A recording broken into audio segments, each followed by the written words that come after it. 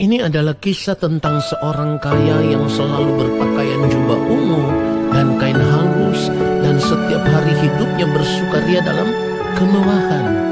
Dan seorang pengemis yang bernama Lazarus, yang badannya itu penuh dengan borok, di mana Alkitab menggambarkan bahwa Lazarus berbaring dekat pintu rumah orang kaya itu, karena Lazarus ingin menghilangkan rasa laparnya itu dengan apa yang jatuh dari meja orang kaya itu. Firman Tuhan katakan malahan anjing-anjing datang dan menjilat boroknya, saudaraku. Dari kisah ini kita bisa melihat ada dua sisi kehidupan yang begitu jauh berbeda. Yang satu hidup dalam kemewahan, kelimpahan, hidup dalam kekayaan ya. Lalu yang satu hidup di dalam penderitaan yang sangat luar biasa, di mana di dalam penderitaannya itu ia hanya berharap bisa mendapatkan belas kasihan dari orang yang kaya raya ini, supaya ia bisa menghilangkan rasa laparnya itu, saudara. Tetapi pada akhirnya ia tidak mendapatkan itu. Lalu kalau kita membaca Lukas 16 ini ayat 22, kemudian matilah orang miskin itu, lalu dibawa oleh malaikat-malaikat ke pangkuan Abraham. Perhatikan ini, saudaraku, ayat 23. Orang kaya itu juga mati, lalu dikubur. Dan sementara ia menderita sengsara di alam maut, ia memandang ke atas. Dan dari jauh ia melihat Abraham dan Lazarus duduk di pangkuannya. Saudara, ini satu gambaran yang sangat ironis sekali. Karena Lazarus yang selama hidup di dunia, karena kemiskinannya, ia hanya bisa mengemis dan memohon belas kasihan dari orang yang kaya. Tetapi belas kasihan itu tidak pernah ia dapatkan. Namun ketika berada di balik kematian, Lazarus menerima bagian yang terindah, di mana ia diperkenankan ada di dalam kerajaan Allah Bapa di surga bersama-sama dengan Bapa Abraham, saudaraku.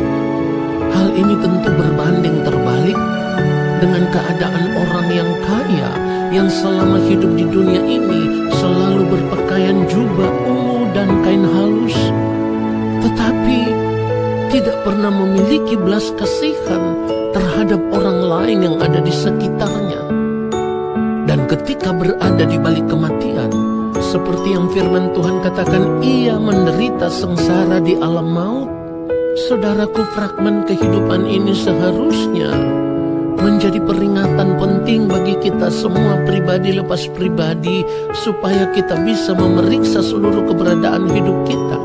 Artinya sekalipun kehidupan kita mungkin biasa-biasa saja, kita tidak sekaya orang kaya yang digambarkan oleh Alkitab ini. Tetapi yang harus kita sadari adalah, apakah di dalam sepanjang hari-hari hidup kita masih memiliki belas kasihan untuk melihat dan menolong orang-orang yang ada di sekitar kita, yang membutuhkan uluran tangan kita atau membutuhkan pertolongan dari kita, saudaraku. Dan kita harus menyadari kalau kita bisa menolong orang lain bukan karena kita yang mampu, bukan karena kita yang hebat, tetapi kalau kita bisa menolong orang lain, hal itu kita lakukan dengan satu landasan, karena kita mau mengasihi Allah Bapa di surga dengan segenap hati, dengan segenap jiwa, dengan segenap akal budi kita, bahkan dengan segenap kekuatan kita. Dan sebagai wujud kasih kita kepada Allah Bapa di surga, kita mau menyatakan kasih itu kepada orang lain, atau seperti yang firman Tuhan katakan, kepada sesama manusia.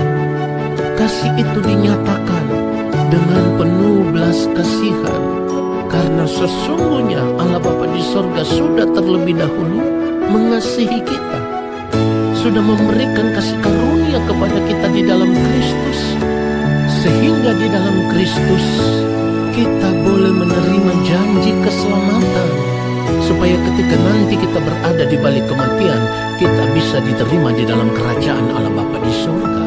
Itulah sebabnya sebagai orang percaya kita harus selalu menyadari bahwa hidup kita saat ini bukan lagi untuk menikmati dunia ini dengan segala kesenangannya, tetapi ketika kita mengerti bahwa kita sudah diberikan kasih karunia oleh Allah Bapa di sorga yang akan membawa kita untuk masuk ke dalam hidup yang kekal, hidup bersama-sama dengan Kristus di dalam kerajaan Allah Bapa di sorga, maka selama kita masih ada di dunia ini, seharusnya kita bergumul, kita berdoa, kita bertanya kepada Allah Bapa di sorga, apa yang Bapa kehendaki yang harus kita perbuat selama kita masih hidup di dunia ini, supaya ketika kita masih hidup di dunia ini, kita hanya hidup untuk melakukan kehendak Allah Bapa di sorga.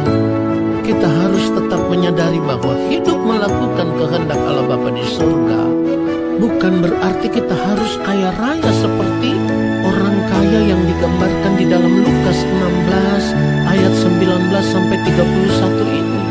Tetapi justru di dalam segala keterbatasan kita, di dalam segala kekurangan kita, atau di dalam segala keberadaan hidup kita, dengan apa yang kita miliki saat ini, kita mau mempergunakan semuanya itu untuk hormat kemuliaan Allah Bapa di sorga, saudaraku. Itulah pelayanan yang sesungguhnya. Itulah cara hidup yang menyukakan dan menyenangkan hati Allah Bapa di sorga. Itulah hidup kekristenan yang benar, saudaraku. Sehingga nanti ketika kita berada di balik kematian dan berdiri di depan pengadilan Allah Bapa di sorga, kita akan dipandang sebagai orang yang benar di hadapan Bapa. Karena tanpa kita sadari apa yang kita lakukan kepada orang lain yang ada di sekitar kita, yang benar-benar membutuhkan pertolongan Tuhan, lalu di dalam segala kekurangan dan keterbatasan kita masih bisa menolong mereka, maka apa yang kita perbuat itu tanpa kita sadari, kita sudah melakukannya untuk Tuhan. Dan landasannya adalah karena kita mengasihi Allah di atas segala-galanya. Nah, saudaraku, perbuatan seperti inilah yang membuat Allah Bapa di sorga bisa berkata ketika kita berdiri di depan pengadilannya, seperti yang dikatakan di dalam Matius pasal yang ke-25. Kalau kita membaca ayatnya yang ke-40, dan raja itu akan menjawab mereka, aku berkata kepadamu, sesungguhnya segala sesuatu yang kamu lakukan untuk salah seorang dari saudaraku yang paling hina ini, kamu telah melakukannya untuk aku. Saudara yang dikasihi oleh Tuhan Yesus Kristus, inilah yang tidak dibuat oleh orang kaya yang selalu berpakaian jubah ungu dan kain halus itu. Sebab ia hanya menikmati hidupnya sendiri. Setiap hari ia hidup bersukaria di dalam kemewahan hidupnya, saudaraku. Sampai-sampai ia tidak pernah lagi menyadari bahwa nanti di balik kematian masih ada pertanggungan jawab di hadapan Tuhan. Saudara yang dikasihi oleh Tuhan Yesus Kristus, pada akhirnya orang kaya tersebut harus mati dan terbuang ke alam maut, terbuang ke dalam penderitaan. Karena apa? Karena saat berada di pengadilan Kristus nanti, Allah akan berterus terang bahwa Allah tidak pernah mengenal orang-orang seperti ini, dan mereka akan dipandang sebagai pembuat kejahatan, saudaraku.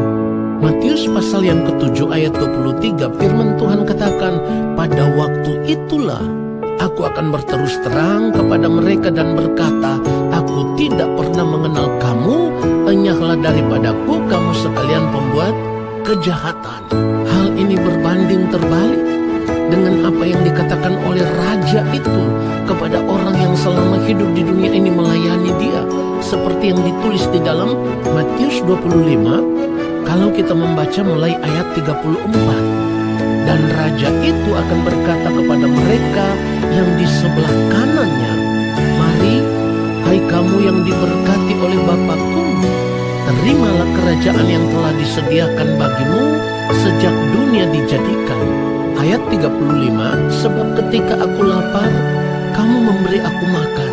Ketika aku haus, kamu memberi aku minum.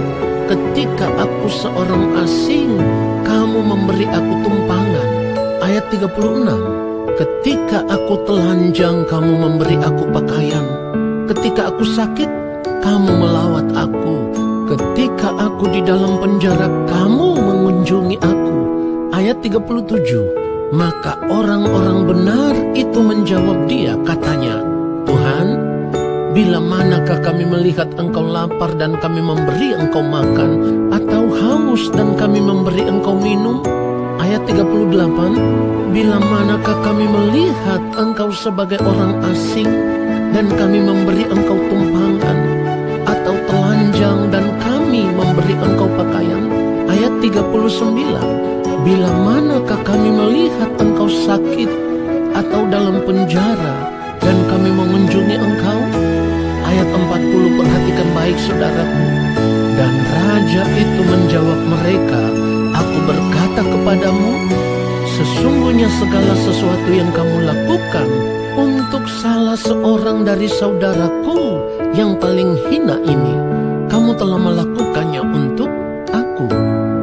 Bapak Ibu Saudara yang dikasihi oleh Tuhan Yesus Kristus, pelajaran berharga dari kebenaran firman Tuhan ini adalah kita harus sadar sebelum terlambat bahwa selama kita masih hidup di dunia ini, di dalam segala kekurangan, di dalam segala keterbatasan, di dalam segala keberadaan hidup kita, kita hanya mau hidup untuk Tuhan, melayani Tuhan, hidup menyukakan dan menyenangkan hati Allah Bapa di sorga, supaya nanti ketika kita berada di balik kematian, kita dipandang sebagai orang-orang yang benar di hadapan Allah Bapa di sorga. Orang yang hari ini mau hidup bagi Tuhan, maka seperti yang firman Tuhan katakan, bagiku hidup adalah Kristus dan mati adalah keuntungan. Kiranya kebenaran firman Tuhan ini menyadarkan kita semua dan memberkati kita semua.